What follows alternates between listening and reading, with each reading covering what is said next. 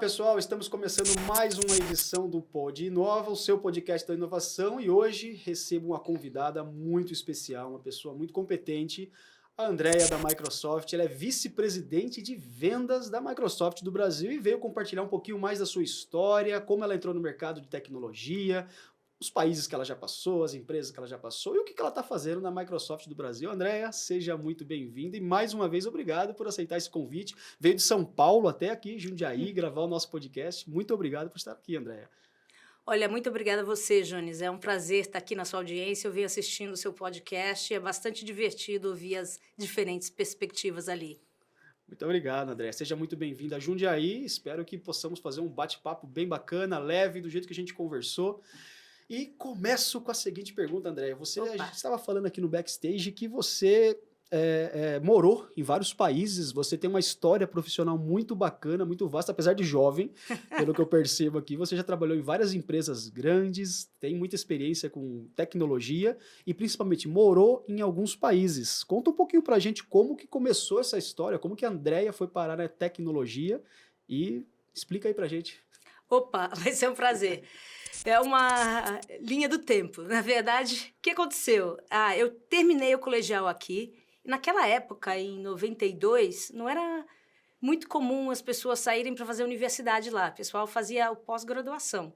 Mas como estava muito claro para mim que eu queria ter uma carreira internacional, aí eu falei, bom, as minhas maiores chances é se eu já fizer, se eu sair do colegial e vou fazer a universidade lá. Então, eu usufruí do fato que meu irmão morava em Dallas, ele já era casado e morava em Dallas, aí meus pais se sentiram mais confortáveis de enviar a filha de 17, 18 anos para lá. E aí eu fiz a faculdade lá em Dallas mesmo, foi muito interessante, porque o sistema de faculdade americano é bem diferente do sistema de faculdade no Brasil. E depois eu terminei, depois da faculdade terminei encontrando uma empresa que estava buscando brasileiros que falasse português. Minha faculdade era de economia, mas essa era uma empresa de software. Então, eu caí por acidente, pelo fato de eu falar em português, comecei a trabalhar nessa empresa de software que atendia clientes brasileiros. E foi a melhor coisa que aconteceu para mim. Que legal, então esse foi o pontapé inicial. Então vocês vendiam para brasileiros. Olha só que engraçado, né? Geralmente é o contrário. A gente no Brasil, eles buscam pessoas que falem inglês para vender para o mundo todo, né? Então você conseguiu entrar numa empresa que vendia para brasileiro exatamente. Exatamente. Ali eu saí da faculdade e ali eu fui contratada para vender esse software que vendia no Brasil. Era fabricado em Nashville, no Tennessee, e vendia para o Brasil. E você formado em economia, você entrou então na parte já comercial dessa empresa? Não, entrei essa empresa tinha um método de pensar bastante inovador. Porque o que eles pensavam? Eles pensavam o seguinte, nosso software é super técnico, mas os nossos usuários finais, as pessoas que usam esse software não eram técnicas. Então, em vez de eles pegarem gente técnica para ensinar para as pessoas não técnicas, eles pegavam pessoas de faculdades liberais, e essas pessoas de faculdades liberais, eles treinavam por 3 meses até entender o Techniquez, o Bit to Byte, para poder ensinar para os usuários que eram os clientes finais não técnicos. Então, eles se adaptavam para os seus usuários não técnicos, porque o software era complexo, mas eles pensavam, se eu pegar uma pessoa que entende muito de Bit and Byte, ele não vai entender as dificuldades de um usuário não técnico. Não sei se eu me expliquei. Entendi. Mas é um processo meio inverso ali, né? Quer dizer, o software é complexo, mas é para pessoas leigas, vamos dizer assim, que são os usuários finais. Era para pessoas leigas, isso. Entendi. E qual solução esse software Era software para gestão de pessoas em contact centers. Então, os usuários eram gestores dessas pessoas que têm turnos de contact center. Geralmente, no turnos aqui no Brasil são 6 dias, 6 horas. E aí você tem toda uma matemática para fazer a previsão, para agendar essas pessoas, para monitorá-las depois. E essas pessoas que trabalhavam no call center não vinha da indústria de computação, vinha de ser atendente nos call centers. Então, não eram tão técnicas. Entendi. Nossa, total sentido. Muito legal, hein? Quem teve essa sacada de criar esse software lá nos Estados Unidos, acho que os proprietários da empresa, teve uma sacada muito boa para aquela época. 97. 97, É, isso. 97. Acho que foi, inclusive, numa época que deu um certo boom aí nessa questão de contact center, né? Tava muito comércio online, o pessoal ligando. Online não, né? Por telefone mesmo, né? De ligar, de fazer esse backstage todo. Foi a época que os contact centers estavam crescendo muito, porque era a maneira de você escalar o contato com seus clientes. Não tanto. Foi, acho que, o primeiro passo para você sair não foi o primeiro passo, mas foi um dos primeiros passos para você escalar esses contatos com muitas pessoas e ter gente suficiente nos call centers para poder conversar com os clientes. E o que você começou fazendo lá? Comecei justamente numa área que era treinamento, então por isso que eu fui contratada, porque eu falava português. Treinar os usuários brasileiros. Treinar os usuários brasileiros e também suporte. Então, quando eu não estava treinando, eu estava trabalhando no helpdesk, dando suporte. Foi o melhor emprego que eu diria para uma pessoa depois da faculdade, porque eles te ensinavam como pensar tecnicamente e também a parte de treinamento fazia com que você comunicasse com frequência com os clientes e desenvolvesse empatia com os clientes, né? E até aprendeu o modelo de negócio do cliente. Exatamente. Esse é o principal ponto. E aí era legal, porque a parte técnica complementava a parte de comunicação com o cliente, porque você entendia a realidade do negócio do cliente, aí você voltava quando tinha um problema técnico, você podia entender o que o cliente estava querendo fazer e como resolver tecnicamente. Era basicamente um analista de negócios, vamos dizer assim, que acho que hoje em dia tem esse nome. É um analista de negócio com uma pessoa que resolve problemas técnicos numa mesa de suporte. Tá. Entendi. Devia ser assim, possível de parametrizar o software, precisava mudar alguma coisa ou outra, uma chave ou outra, você entendia e mudava o que precisasse mudar ali, junto com o cliente e junto à empresa. E era muito divertido, porque eu tinha acabado de sair da faculdade. Daí, metade do meu tempo eu estava viajando, treinando ou clientes brasileiros ou clientes americanos. E a outra metade do tempo eu estava ali junto com o meu time, entendendo melhor tecnicamente como a solução era feita. E você percebia que nessa época já existiam mais profissionais homens do que mulheres nessa área técnica, ou tinha mais mulheres trabalhando lá junto com você na parte de suporte, na parte de comunicação com o cliente, essas coisas? Como que era isso nessa época? Essa área tinha bastante mulheres, se eu olho para trás, é porque essa parte de comunicação, etc., sempre ajudou. A mulher geralmente tem um skill bom para ser professora, para ser treinadora.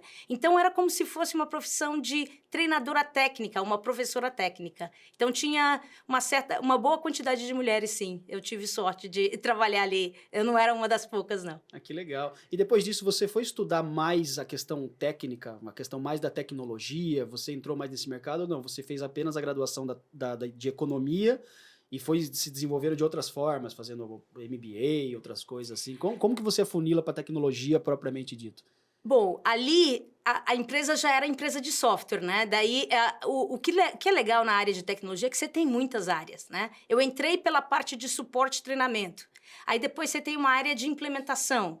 Aí você tem uma área de pré-vendas. Então, o que as pessoas fora de tecnologia não percebem é que dentro de tecnologia você tem muitas funções. E tem funções técnicas e não técnicas, porque você também precisa de gente de marketing, você também precisa de gente de vendas que não necessariamente tem o mesmo conhecimento técnico que uma pessoa imagina quando está pensando na área de TI. A pessoa geralmente pensa, desenvolvedor, eu preciso saber das linguagens, etc. Tem muitas áreas em tecnologia, porque você precisa desde aquele que comunica com o cliente até lá atrás aquele que desenvolve o software, né? Então, foi bem legal porque eu fui conhecendo as diferentes áreas de tecnologia.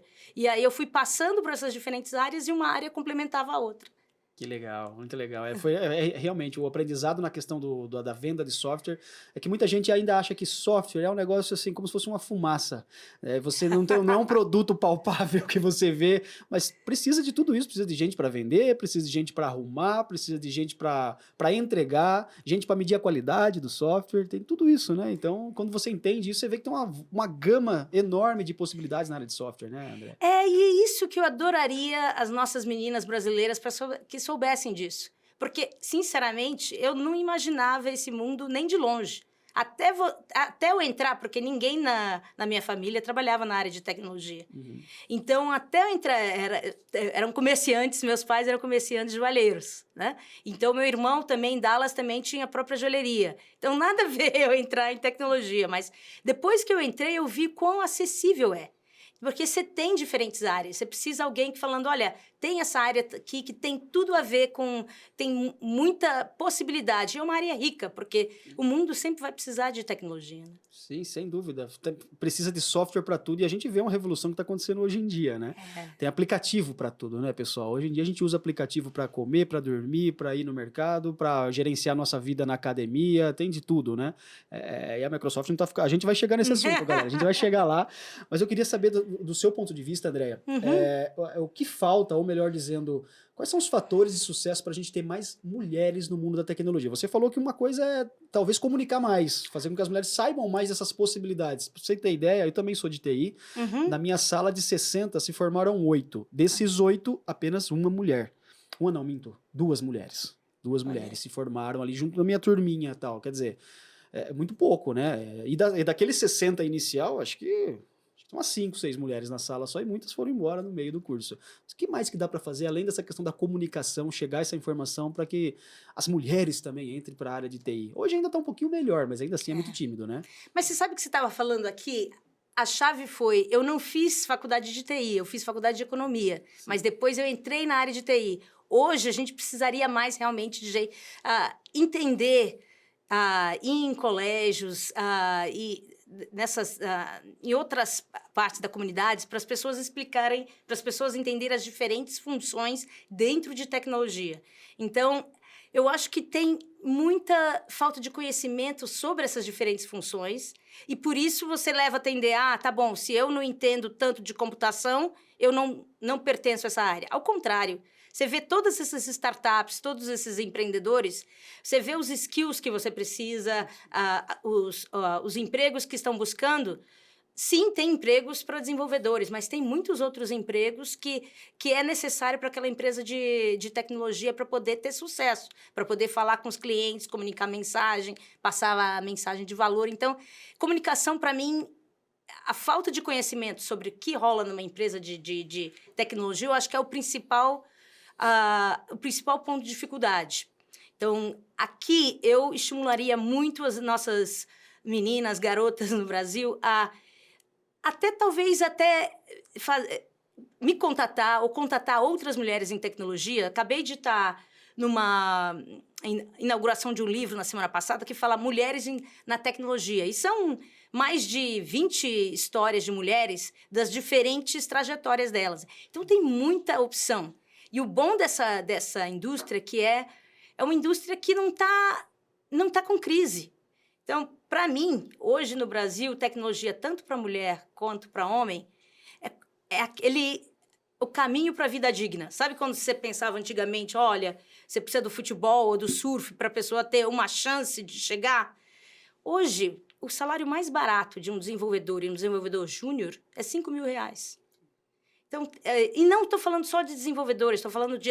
Você vai ver salários de pessoas que começam na profissão de vendas, de tecnologia, a pessoa faz um treinamento básico, depois já começa a poder vender.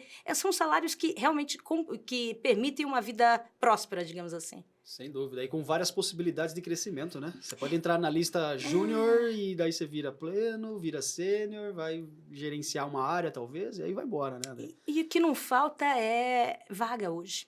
Então, você sai da faculdade, você tem opção brasileira, opção internacional.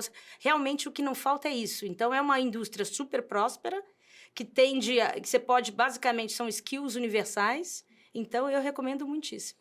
Sem sombra de dúvida. E o que a Microsoft está fazendo para tentar fomentar essa questão da diversidade? Principalmente no que se diz respeito a mulheres, mas outros também, outras vertentes da diversidade aí. E qual a importância de ter uma equipe diversa? Olha... Excelente pergunta. Assim, pessoalmente, a importância de ter uma equipe diversa é porque você tem que olhar para quem é o seu produto final.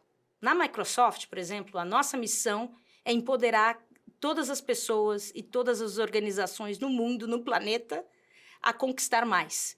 Então, se a gente quer empoderar todas as pessoas do planeta, todas as organizações do planeta, o nosso time interno tem que refletir essas pessoas, tem que trazer essas perspectivas diferentes.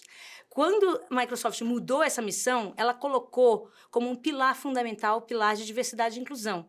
E, inclusive, é bem interessante que não foi algo que se colocou e ficou nas generalidades. Foram metas que se foram colocadas.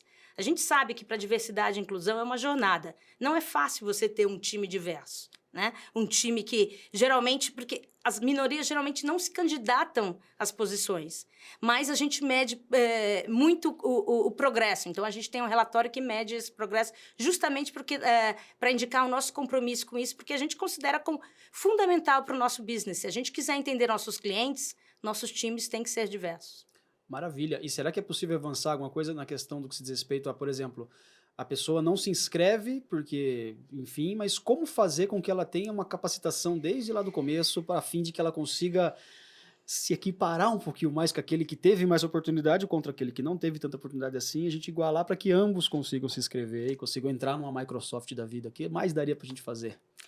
Olha, adorei essa pergunta, porque vai me permitir de falar um segredo. Não é tão segredo, mas infelizmente poucas pessoas sabem disso. Que Microsoft tem um programa chamado Conecta Mais. Se você coloca ali na internet, faz uma busca, Microsoft Conecta Mais, você vai ver que tem treinamentos em todas as fases. E justamente Microsoft quer treinar os brasileiros. E aí você tem os nossos diferentes pilares. Você tem ali treinamento sobre a nossa nuvem de infraestrutura, sobre nossos outros softwares. E a pessoa só pode ir lá e fazer treinamento na hora que quiser, on demand. E se você quiser também, você pode ir lá e participar de um treinamento com um instrutor brasileiro. E quando você participa desses treinamentos, que a gente chama Virtual Training Day, com o instrutor, você ganha um voucher de certificação. Com esses vouchers de certificação, você está muito mais, como que eu posso dizer? Muito mais... capacitado para o mercado, porque o mercado está buscando essas certificações. E o interessante desse programa também é as pessoas que fazem esse treinamento depois registram os seus perfis ali e as nossas empresas parceiras desse programa podem contatar essas pessoas diretamente. Que legal. Por isso que a gente chama Conecta. A gente dá treinamento e treinamento grátis, e com on demand, ou na hora que a pessoa quiser, com o instrutor, e depois a pessoa registrando ali o serviço, a gente tem mais de 15 empresas parceiras que podem ter acesso àquele perfil, porque todo mundo está com dificuldade de contratação. A indústria brasileira de tecnologia estima aí que tem mais de 400 mil, e 100 mil cresce por ano, 100 mil, como é que eu posso dizer? 100 mil...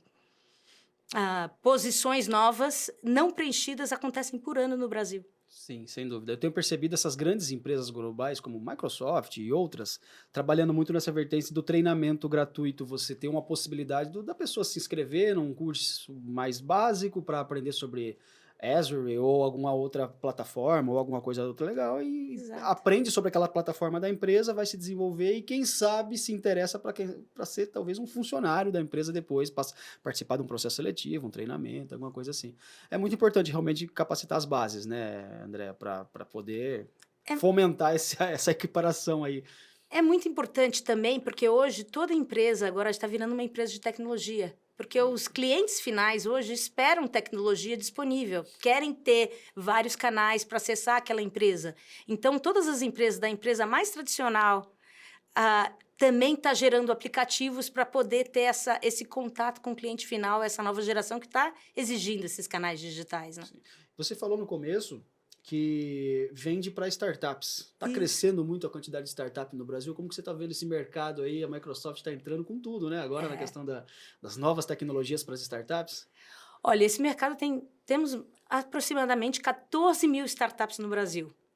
E eu acho que são 1.700 fintechs por aí. Sim. Então, é um mercado que não para de crescer. É um mercado que esse ano está com um pouco de dificuldade de captação de capital que não teve nos últimos anos. Mas, mesmo assim, segue crescendo bastante, porque ninguém deixa de usar esses aplicativos que deixa a vida mais conveniente. Então, o que a Microsoft faz, ela cria plataformas para deixar que esses desenvolvedores sejam os mais criativos possíveis, oferecendo essas soluções para os seus clientes finais. Que legal. É um mercado enorme que gera emprego, gera renda para o Brasil, para o brasileiro. Exato. E principalmente consome, né? Ele precisa de tecnologia para ter sua startup no ar, seja um data center novo, sejam tecnologias novas, e a Microsoft está aí, então, antenada para atender esse público. É isso que é um dos produtos que você vende, são para as startups, então. A gente acabou de ter um evento que o nosso CEO, a Satya Nadella, falou ali das 10 tendências de tecnologia. E tudo que a gente está fazendo é desenvolver plataformas cada vez mais fáceis para os desenvolvedores fazer tipo um plug and play, desenvolver os aplicativos de uma maneira mais fácil possível. Pra você ter uma ideia, hoje você pode escrever um formulário no papel e aí já carregar isso como se fosse um aplicativo dentro da Microsoft.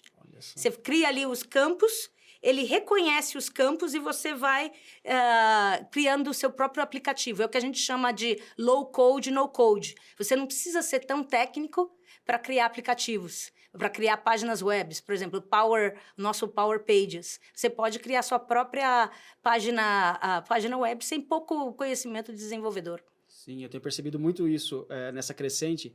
A gente participa de ecossistemas de inovações aqui em Jundiaí ou no nosso entorno aqui no interior de São Paulo, né? Lembrando que esse podcast é da cidade de Jundiaí, mas é para o mundo, né? Todo mundo pode ouvir e assistir. Essa é a beleza da internet. Essa é a mágica.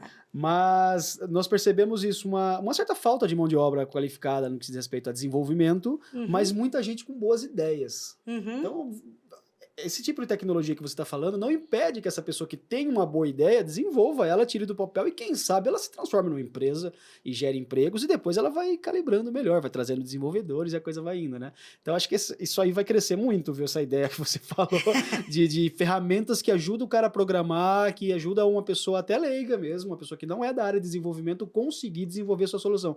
Hoje em dia a gente já consegue desenvolver sites, por exemplo. Eu quero fazer um e-commercezinho ali, eu já vou lá, tem algumas plataformas, você arrasta o botão para cá, para lá.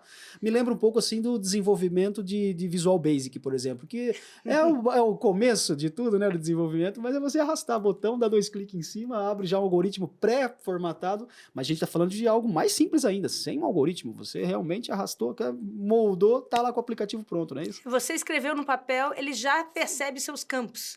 E aí você só muda o formato de campos, por exemplo. É um campo de o aplicativo é um campo de data, é um campo numérico. Então, ali, essa é a beleza disso, realmente. Porque o mundo não quer ficar escrevendo códigos difíceis. Ele quer o produto final. Ele quer as aplicações modernas, né? Então, o que a Microsoft tenta fazer é facilitar essa entrada.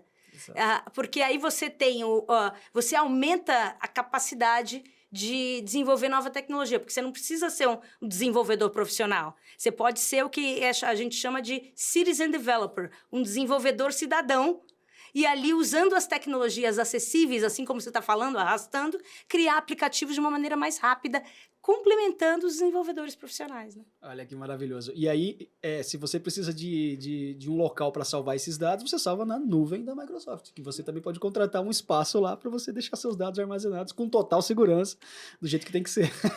Olha só.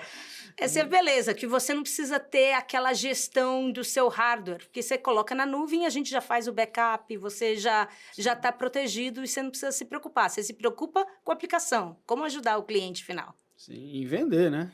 E vender, absolutamente. E vocês fazem parcerias com...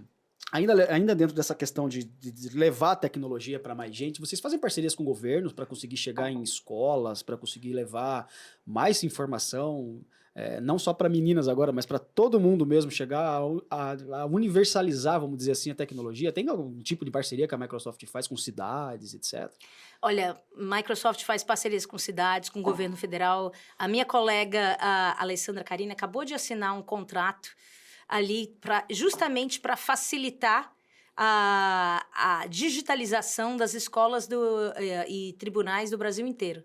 Então, ali você tem várias possibilidades. Ali Microsoft, a gente tem esses programas, porque o que a gente quer é causar impacto no Brasil, né? Então, o que a gente vê é que a tecnologia tem uma capacidade de escalar todos os processos e dar uma melhor experiência para o cidadão. Então, porque aí você não precisa ter aqueles processos demorados. Você facilita a informação ao cidadão para que ele possa ir viver a sua melhor vida, né? É justamente isso que, pegando esse gancho, que eu vou fazer uma próxima pergunta agora para a Andrea, pessoa física. Uhum. O que você acha desse termo cidades inteligentes e o que é uma cidade inteligente do ponto de vista da Andrea? Olha, uma ótima pergunta. Do meu ponto de vista, cidade inteligente é quando os dados estão conectados. Ou seja,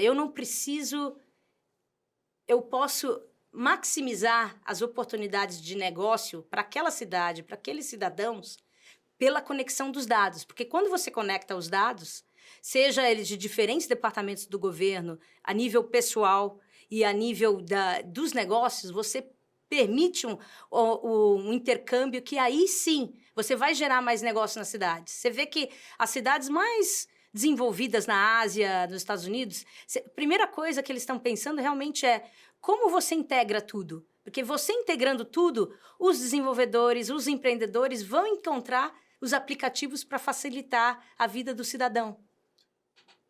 Um assunto muito falado ultimamente nessa questão dos dados é o tal do governo digital, né? Uhum. Onde você não precisa chegar numa prefeitura, por exemplo, aí no terceiro andar você pede faz uma solicitação.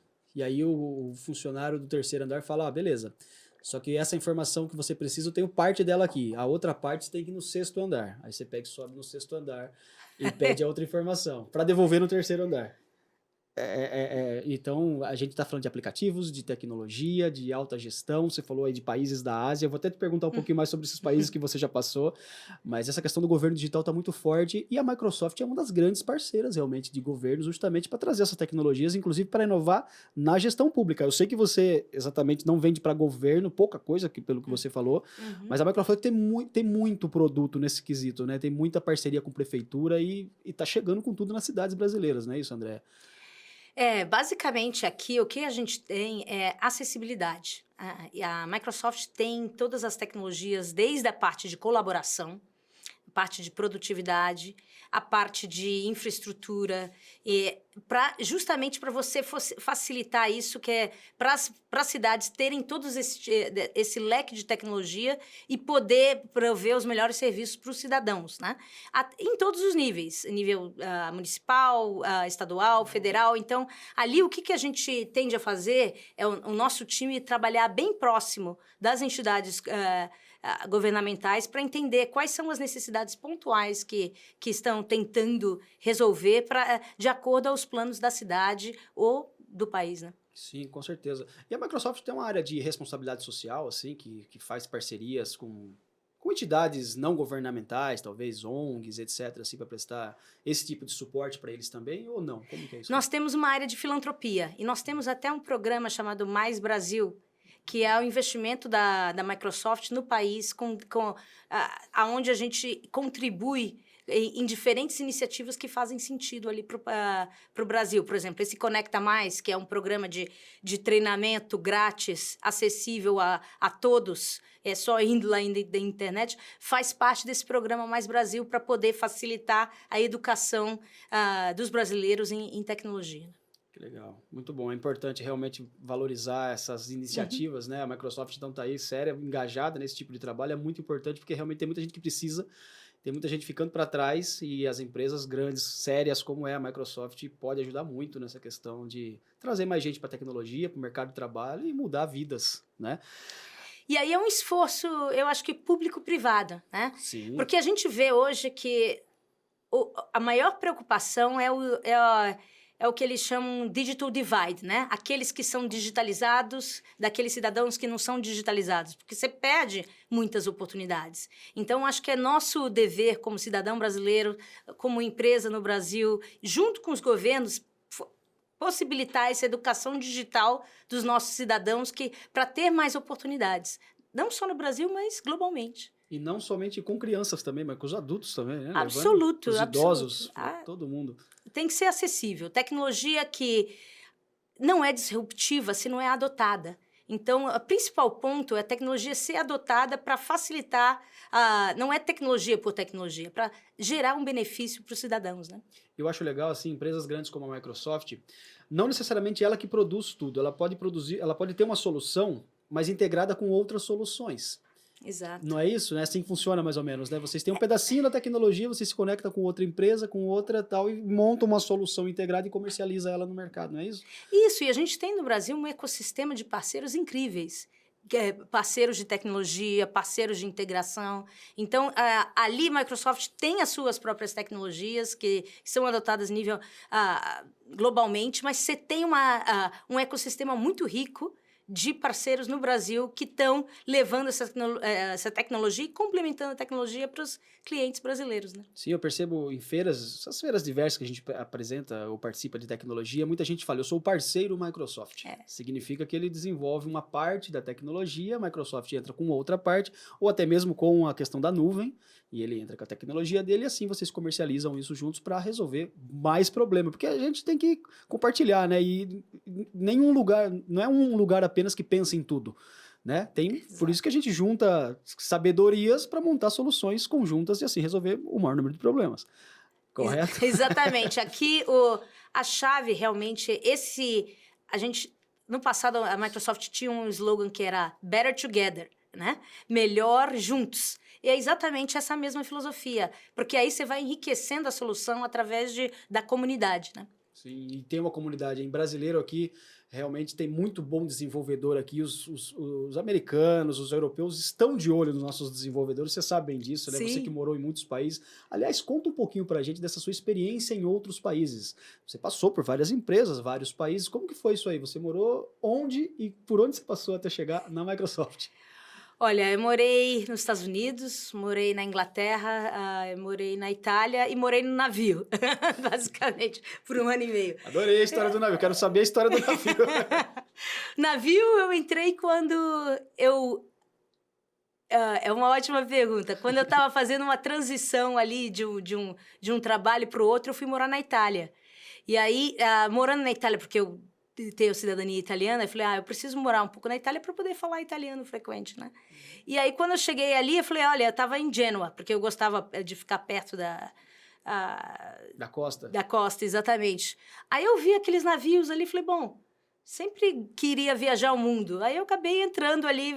O trabalho mais difícil no navio é conseguir o primeiro emprego, porque eles têm um pouco de medo se você vai se adaptar a viver ali 6 meses no navio ou não. Então, mas eu consegui ali através aí é importante. Falando inglês, falando espanhol, italiano, daí ajudou ali para conseguir o primeiro emprego e eu fiquei trabalhando. Fala com gente do mundo todo ali dentro, né? É navio de cruzeiro, né? Navio turístico. De cruzeiro, exatamente. Que legal. E isso foi antes desse emprego que você falou que você entrou logo depois da faculdade? Que fase? Foi depois. Eu já tinha trabalhado vários anos nos Estados Unidos, aí eu meio que falei, não, tá bom, já vivi bastante nos Estados Unidos, aí eu fui para a Europa. E aí também acabei depois morando 5 anos em Londres, depois voltei para os Estados Unidos, voltei para Miami, e aí voltei para o Brasil. Nessa oportunidade da Microsoft agora, recentemente. Exatamente. Foi ali uma vai levando o outro. Mas o que é interessante em tecnologia, em diferentes partes do mundo, é que é uma linguagem universal. Por mais que você esteja trabalhando em Londres, ou em Miami, ou no Brasil, como é código, e é código de tecnologia, e é geralmente organizado da mesma maneira. Você tem um departamento de venda, você tem um departamento técnico, um departamento de suporte. Então, você é bastante... Eu diria que é bastante similar em todas as partes do mundo. Eu via isso porque eu estava numa subsidiária de Nashville, depois eu fui para Londres, mas os departamentos eram o mesmo, basicamente. É isso que eu ia perguntar, é uma curiosidade pessoal. O jeitão é o mesmo, para quem mergulha nesse mundo aí. É claro que tem as culturas, é muito diferente você lidar com um brasileiro do que com um inglês, mas... Uma empresa de software aqui ou lá, o que muda tanto assim na questão global? A organização, os departamentos são os mesmos. Aí, depois, por exemplo, os processos de vendas, etc., também são os mesmos. Mas aí você tem ali adaptações culturais, como você vende para um inglês, como você vende para o italiano, para um espanhol.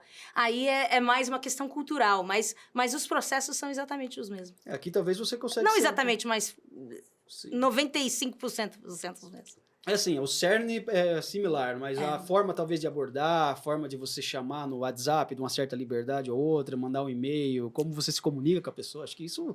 É porque você falou de Londres e Miami, só que já muda bastante. Exato. E aí quando vai para a Itália também, um navio eu nem consigo imaginar, mas quando vem para o Brasil também é completamente diferente do resto do mundo, né?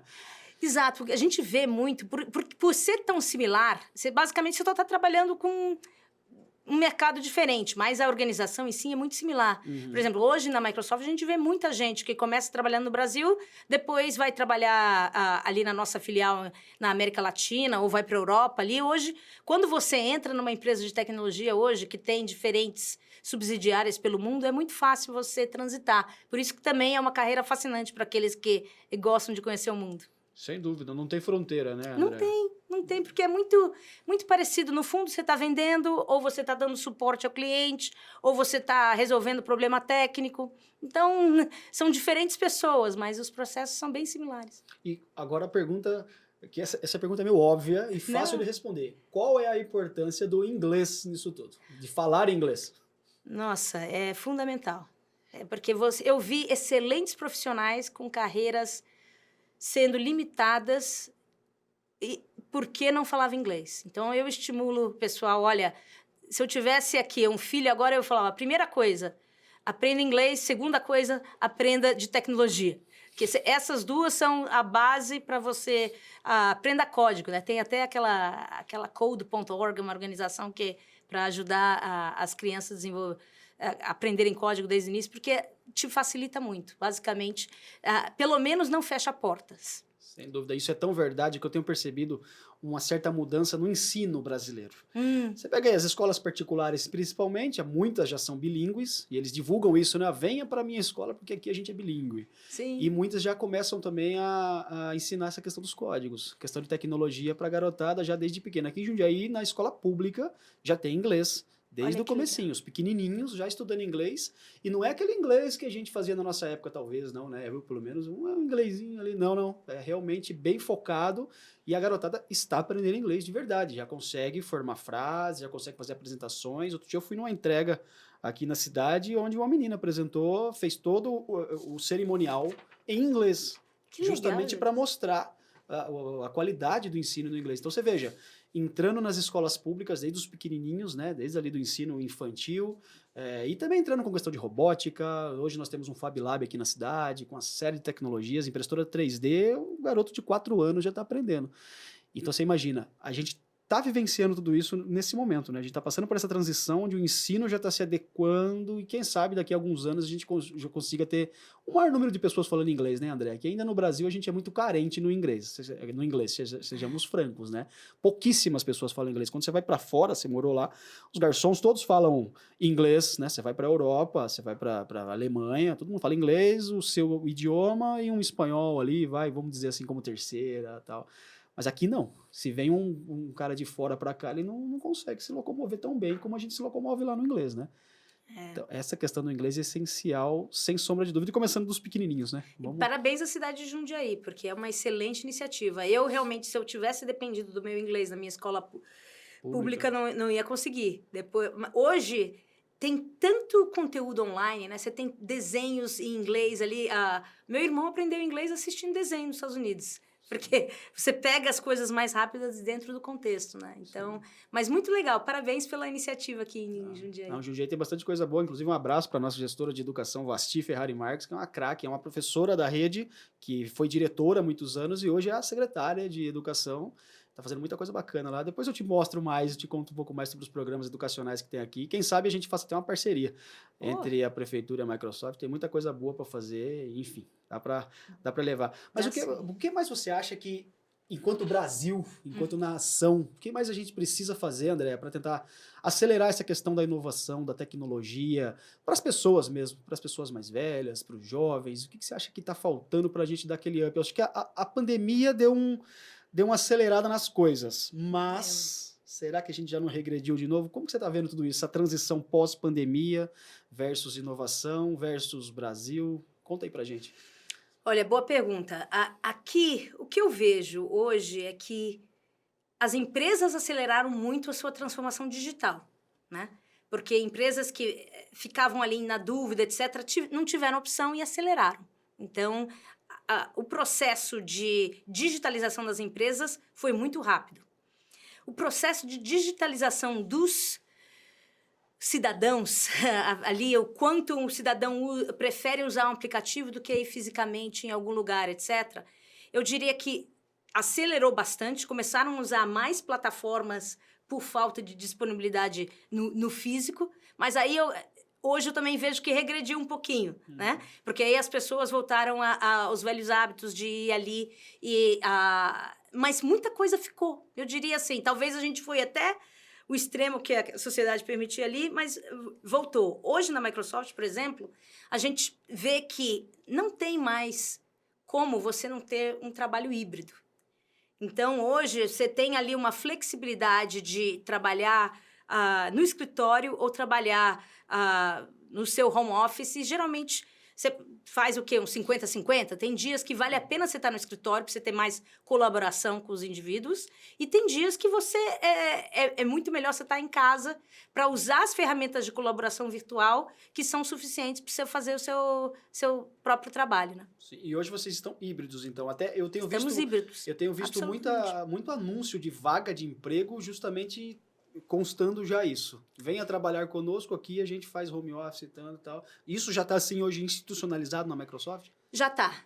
E quando é uma vaga que... E a gente tem também vagas que são somente remotas. Então, na vaga já dá para você saber se é um trabalho híbrido ou somente remoto, né? Que legal. E ainda mais quando se trata de tecnologia, voltando a essa questão da facilidade, por ser uma empresa global, vocês dialogam com gente do mundo todo. Sim. E existe a possibilidade de alguém ser contratado aqui no Brasil para trabalhar na Microsoft lá fora? Sim, existe. Acontece isso? Acontece bastante. Agora, no Brasil, a gente vai estar lançando várias vagas. Até estimulo o pessoal a em breve, olhar nossos sites, porque a gente está expandindo no Brasil bastante.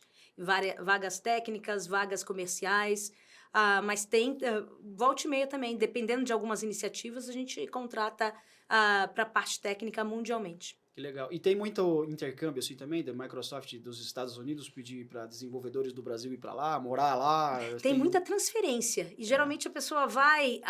Bom, intercâmbio a gente tem de modo frequente para as conferências ou para reuniões que acontecem dependendo do seu departamento. E também a gente tem essas transferências que é realmente você trabalhando numa área no Brasil por X tempo, aquele skill que você tem, aquela habilidade é demandada em outra parte do mundo. Você faz a aplicação, fala com a pessoa que está com potencial futuro chefe ou chefa e faz a transferência. É muito mais popular do que se imagina. Que legal. Essas transferências. E hoje a Microsoft está praticamente no mundo todo, né?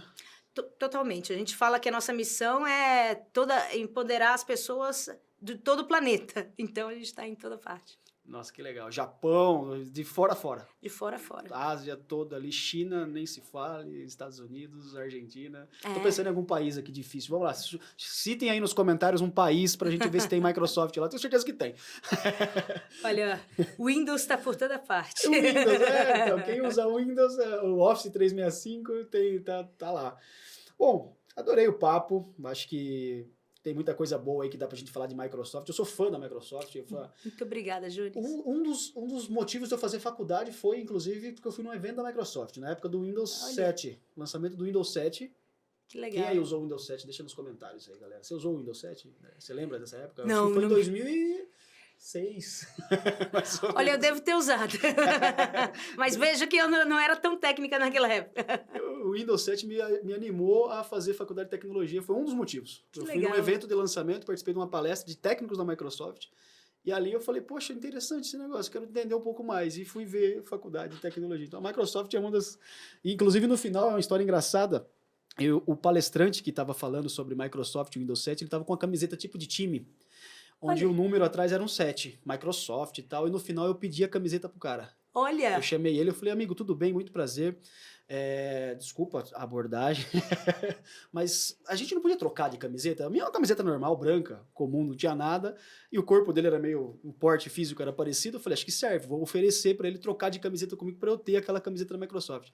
E ele falou, não precisa, falou, vem cá, foi no carro do lado de fora, tirou a camiseta e me deu. a camiseta do Windows 7. Maravilha. Eu tenho ela guardada até hoje, essa camiseta aí, a camiseta bacana. Então, realmente sou fã da marca. Viu? Olha, é centrada no cliente. Você quer a camiseta, vai ter a camiseta.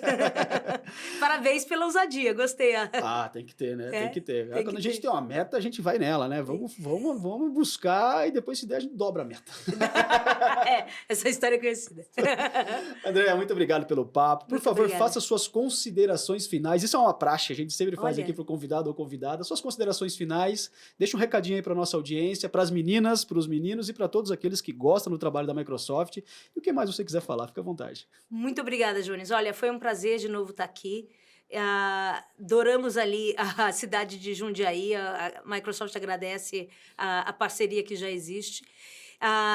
E o que eu diria para as meninas sabe que o erro mais frequente que a gente vê é que as mulheres geralmente veem uma vaga de emprego e acham que elas têm que preencher 100% dos requisitos.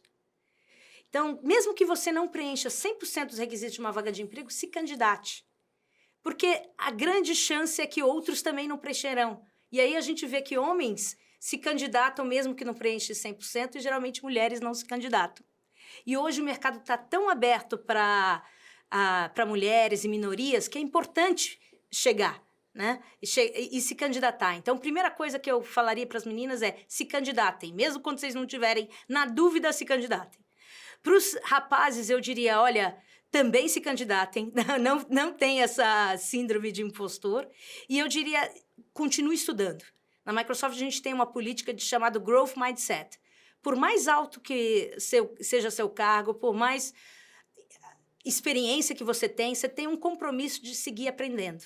Seguir aprendendo, porque seguindo aprendendo, você vai contribuir mais para os nossos clientes e mais para os times internos. Então, essa mentalidade de crescimento contínuo sempre é super importante.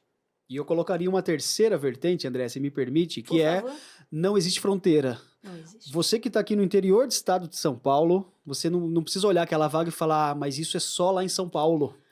Ou isso é só lá nos Estados Unidos da América. Não, gente. Se candidate, como a Andréa está falando, porque essa vaga pode ser híbrida, pode ser home office, pode ser de qualquer lugar do planeta. Não é isso, André? Exato. E você sempre aprende.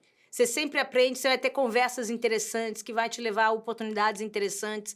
Eu estava vendo uma entrevista que as pessoas jovens, no início da carreira, elas devem arriscar mais. Então, é importante essa ousadia de se candidatar, de você participar ali de processos, independente de onde você esteja. Hoje o mundo é global. Então, se candidate e às vezes você é positivamente surpreendido ou surpreendido. Sem dúvida. E nunca tenha medo do networking também, né? Nossa, super importante. É importante. Você sabe que alguns candidatos, os candidatos que chegam a mim, são os candidatos que ficam mais marcantes, não só a mim, a outras pessoas na Microsoft também.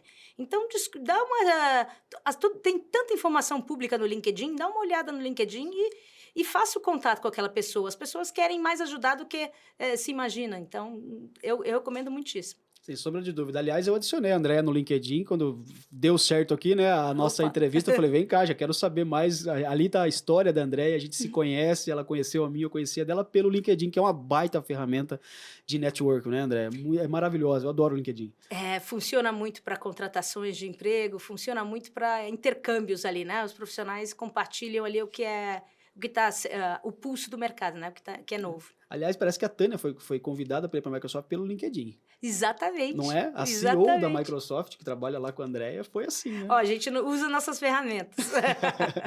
Gente, mas essa foi a Andréa Cerqueira, vice-presidente de vendas da Microsoft. Mais uma vez, muito obrigado de coração por ter vindo até Jundiaí gravar o nosso podcast e compartilhar tantos bons ensinamentos para os nossos jovens, adultos e gente do mundo todo que assiste o nosso podcast. Toca aí, Andréa. Muito obrigado. Jones. Muito obrigada. Obrigada mesmo e parabéns pelo trabalho, hein? Obrigado. Gente, esse foi o Pod Nova, mais uma edição. Espero que vocês tenham gostado. Continue nos acompanhando toda quarta-feira.